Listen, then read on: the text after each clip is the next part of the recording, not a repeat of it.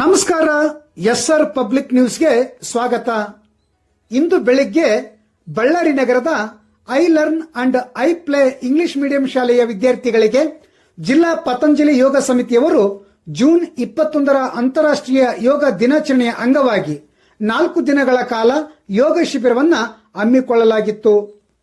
ಈ ಒಂದು ಕಾರ್ಯಕ್ರಮದ ಉದ್ಘಾಟನೆಯನ್ನ ರಾಜ್ಯ ಸಮಿತಿ ಸದಸ್ಯರಾದ ಇಸ್ವಿ ಪಂಪಪತಿ ಗಿಡಕ್ಕೆ ನೀರು ಉಣಿಸುವ ಮುಖಾಂತರ ಚಾಲನೆ ನೀಡಿದರು.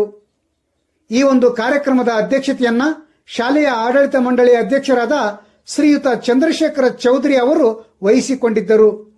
ಮುಖ್ಯ ಅತಿಥಿಗಳಾಗಿ ಪತಂಜಲಿ ಶಿಕ್ಷಣ ಸಮಿತಿ ಸಂಯೋಜಕರಾದ ಚಿದಂಬರರಾವ್ ಹಾಗೂ ನಿವೃತ್ತ ಮುಖ್ಯೋಪಾಧ್ಯಾಯರಾದ ಪಂಡಿತಾರಾಧ್ಯ, ಶಾಲೆಯ ಮುಖ್ಯೋಪಾಧ್ಯಾಯಿನಿಯಾದ ಶ್ರೀಮತಿ ಪ್ರಿಯಾಂಕಾ ಮೇಡಂ ಹಾಗೂ ವಿದ್ಯಾರ್ಥಿಗಳು ಮತ್ತು ಸಿಬ್ಬಂದಿ ವರ್ಗದವರು ಭಾಗವಹಿಸಿದ್ದರು.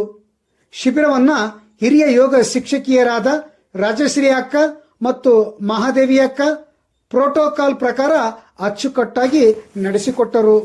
ವರದಿ BH Sharanappa, SR public news, Ballari.